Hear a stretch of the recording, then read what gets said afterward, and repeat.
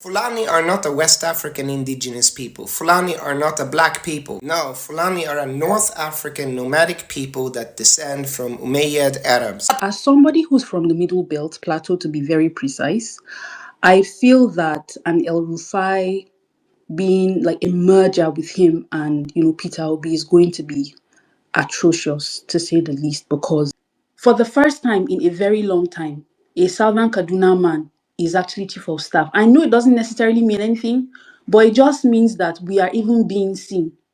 The kind of suffering that our people suffered when Buhari was in power, it was so blatant that they literally call you vermin. They treat you like vermin too. So if I'm going to stay with somebody, I think I'll stick with Bulaba. I will stick with Bulaba by all means.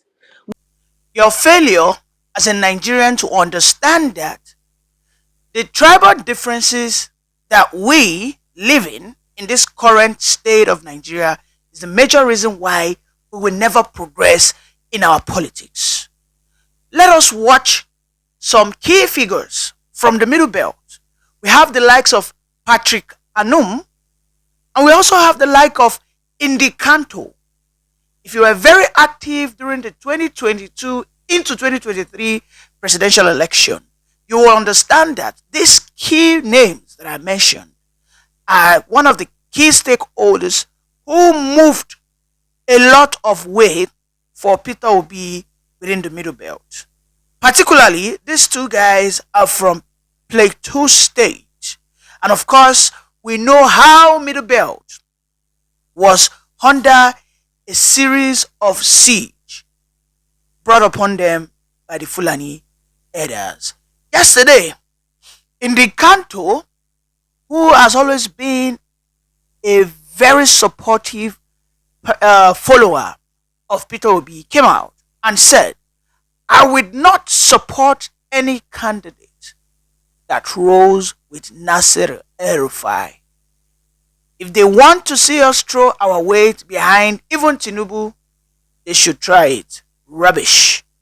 And then Patrick Anum also came out and said, any candidate who moves to the SDP, the Social Democratic Party that has come into limelight in the recent hours because Malam Nasir El-Rufai, the unrepentant, the unapologetic Fulani man who moved to SDP, he said has declared war on the Middle Belt and has taken a loan at the polls payable at a later date. You can see what is playing out here is pure tribal bigotry. And you have to understand, for you to be successful in this Nigerian politics, you gotta be a tribal bigot, or you gotta understand how to exploit the bigotry of each region. Tinubu in the past 2 years has done one thing. He has been dealing with the northern power brokers, which are largely the Fulanis. We can see how he sidelined Elrufai. We can see how Tinubu has not been in good terms with Muhammadu Buhari. We can see how so many of Fulani sympathizers have been crying, releasing statements that Tinubu will be OTP. If you don't know what OTP means, it simply means one-time president who will be kicked out. In fact, it got to a point. Nasir El-Rufai said Tinubu is a bigot who is Yorubanizing the country, who is doing everything possible to silence the Fulanis, and they, as far as Nigeria is concerned, as bequeathed upon them by the British Empire, they are the ones who make the kings. So therefore, without them, be who you are. You cannot be a president without them. And in fact, he backed that with the support he gave to Tinubu. That if it wasn't because of them, or particularly because of him who stood, that the Nigerian unity must be sustain. So therefore, power must move to the south. That he challenged his mentor Buhari and he campaigned for Tinubu. But Tinubu today is paying evil. We can see because of such entitlement mentality, because Tinubu has not in any way kowtowed to the earnings, to the yearnings, to the demands and requests of the Fulanese oligarchs right there in the north. They have been doing everything. They have been pushing all campaign of calumny. In fact, they have said Tinubu will be brought down. When Tinubu realized this, you know what he did?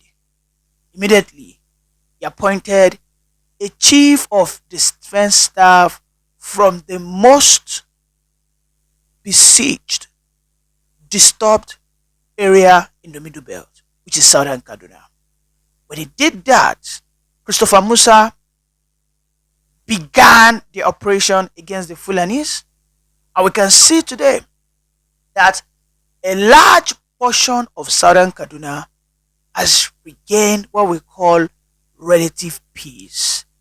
In fact, places like Brini Gwari, those places were called danger zones today, are now places people go back to farm in southern Kaduna. Under Nasir Elrufai, while he was in Kaduna, we know how the southern Kaduna people were running from their ancestral lands because they needed to secure their lives.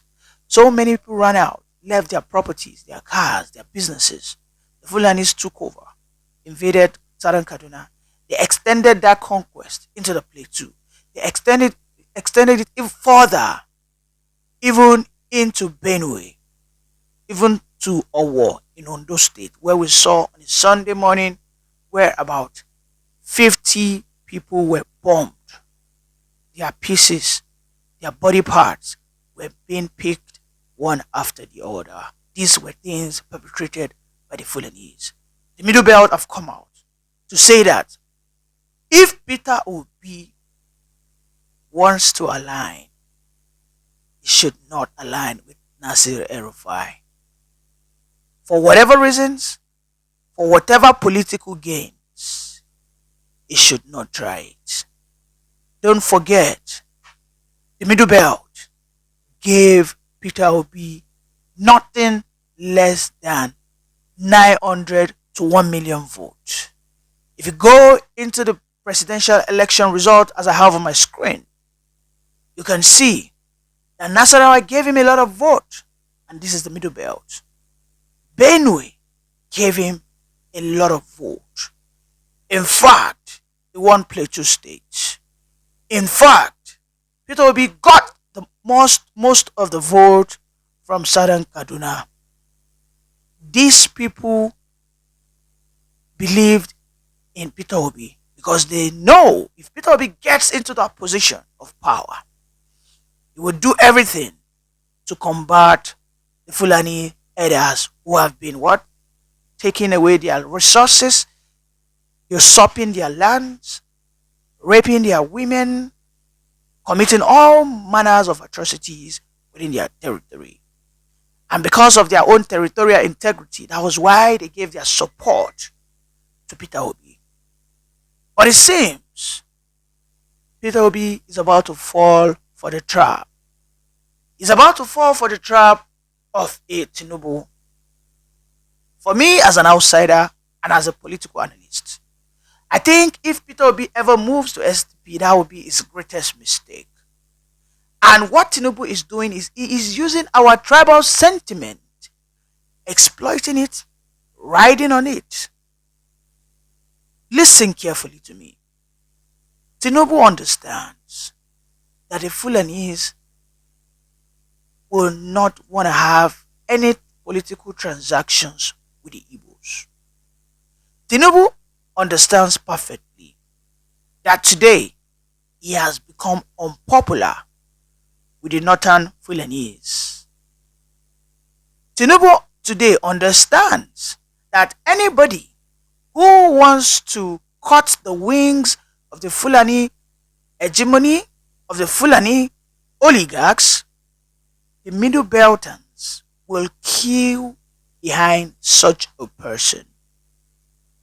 Don't forget, immediately Tinubu came on board, inaugurated what we call the Middle Belt, or should I say the North Central Developmental Commission. He also did something. He splitted the Nigerian Air Force into 6 zones. He also went further. He created what we call the Federal Government University of Southern Kaduna. You can see these are moves he is doing to assuage the Middle Beltons. And indeed, the Middle Belt people are beginning to have a sentiment for Tinubu. The Middle Beltons are beginning to think of Tinubu as a godsend. Because if we want to be factual here, has peace been restored in some parts of southern Kaduna? I believe you can answer that. Now, has the scourge of the Fulani herders, the marauders, the usurpers, has it reduced in Plateau, even into Benue? I believe your answer is as correct as mine.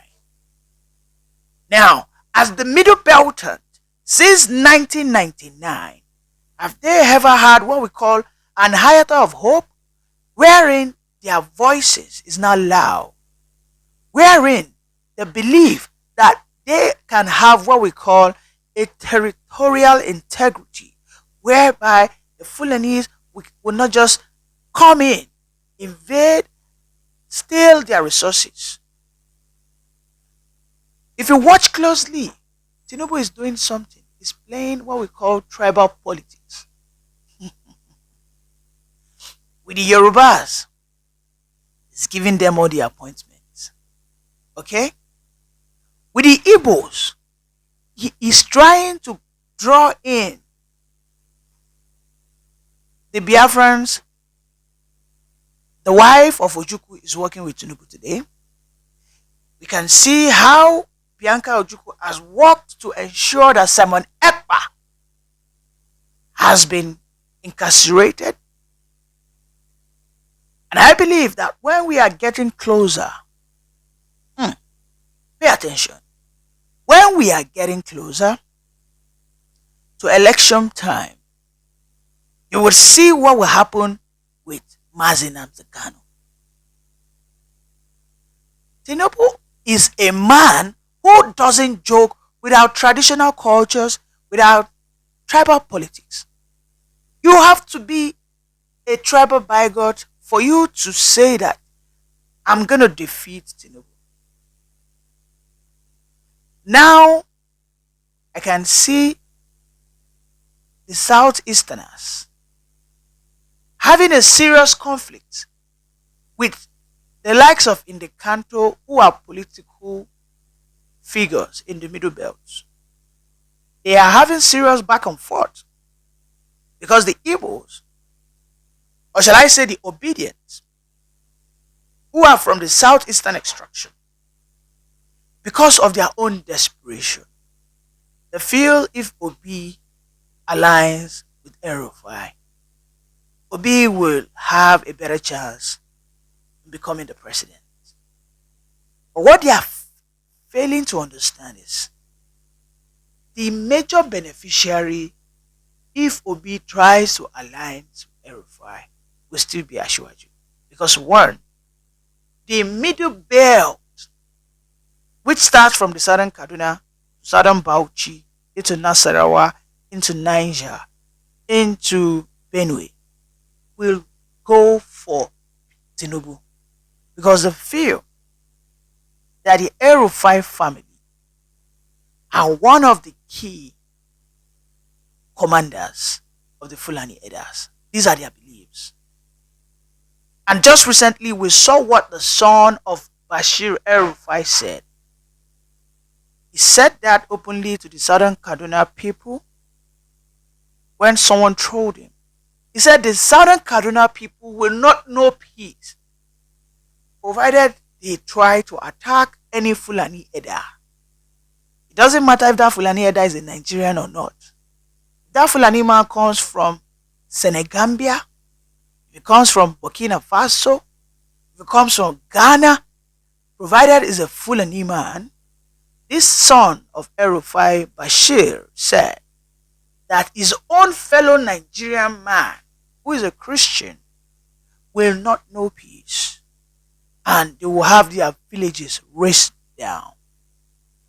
This fear of the Middle Belt is legit. The scare of the Middle Beltans is justiciable.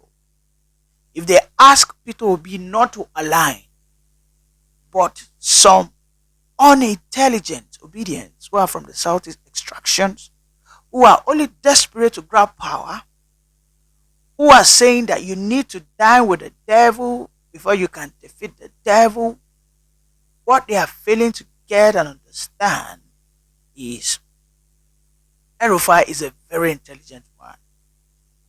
In fact, I can say Elrufai is more intelligent than Peter Obi. And Elrufai is a man who has entitlement complex. Oh yes. Elrufai is not going to help you without demanding for his own fair share. Umbano. Elrufai will not go into a transaction with you. Now we are even talking of a presidential election where he will be a running mate. He's not going to let you be if you will renegade on whatever agreements you guys initially had before the election. Tinubu is playing the tribal politics because Nigeria is a tribal nation. Because Nigeria is not supposed to be a one Nigeria. A Nigeria is supposed to be a united tribes of Republic of Nigeria. In fact, I coined a name. I said Utopia, United Tribes of People. Okay, in area of Niger. That is what the name of this country should be.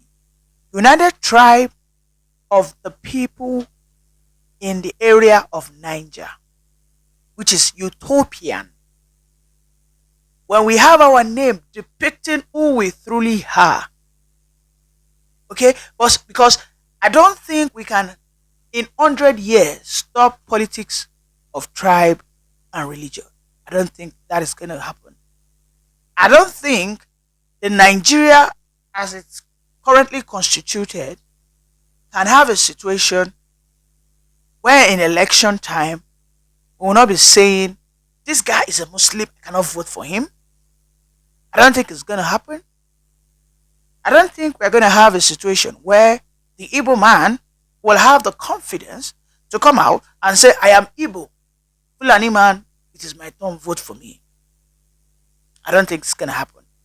I don't think we are going to have a situation wherein the Yoruba man will come out and not look the Igbo man as a land grabber. I don't think we will have a situation where the Hausas, the Northerners, will look at the Middle Beltons and say, these people are supposed to be our slaves. Because our forefather, Uthman Danfodio, gave such instruction, even in the early 19th century, that Nigeria should be the Fulani estate. So, while we agree that we are tribal, Tinubu agrees this already. Tinubu does not hide it. He doesn't. So, Obi needs to understand what the cry of the Middle Beltans are. Tinubu is out there to grab the votes of the Middle Belt. George Akume is the one guiding Tinubu on how to grab the voters of the Middle Belt. And at this stage, I think Obi, if he falls into this trap, God damn it. Yes, I said, God damn it. He will lose. Oh, yes, because most of the Northerners will vote for Obi because of Elrufai, and they will also vote for Atiku. Now, where the majority of the vote will come from the people who are supposed to be the tiebreaker, who will be the Middle Belt in that 2027 election, will now significantly vote for Tinubu. Because by that time, Tinubu would have strangulated. Has he not been strangulating the Fulanese since the past 2 years? Have you not seen how so many Buharists, all the court followers of Buhari are queuing behind Elrufai today? Why some of them have shifted to Atiku, right? Good. Now, Tinubu, in this continued strangulation of the Fulani oligarchs, and the Middle Belts love it, will unanimously vote for him. In the Southwest, well, as a Yoruba man, I can categorically tell you that the Yoruba people are one of the people who are so easy to deceive, most especially when you start talking to them in their own language. And Tinubu understands that. Tinubu will now also instruct the masquerades to come out. We are going to start having serious voter apathy and voter suppression in the Southwest, just as we did in the 2023 election. When that is done, the South, those ones, yes, some of them will vote for Peter Obi, but I can categorically tell you they will be heavily monetized. Have you not seen how Akpabio, how women have been coming out defending Akpabio? So you understand that the Middle Belts are currently right on this statement. And if you, as an obedient or as a Nigerian who is looking forward to cutting the wings of the Fulani herders, I don't think you should be excited with Peter Obi, going into coalition with Elrufai, because it is a known fact that Elrufai has mentioned some words in the past that portrays him as a religious bigot. If you're just joining, please kindly like, subscribe, and share. Bye for now.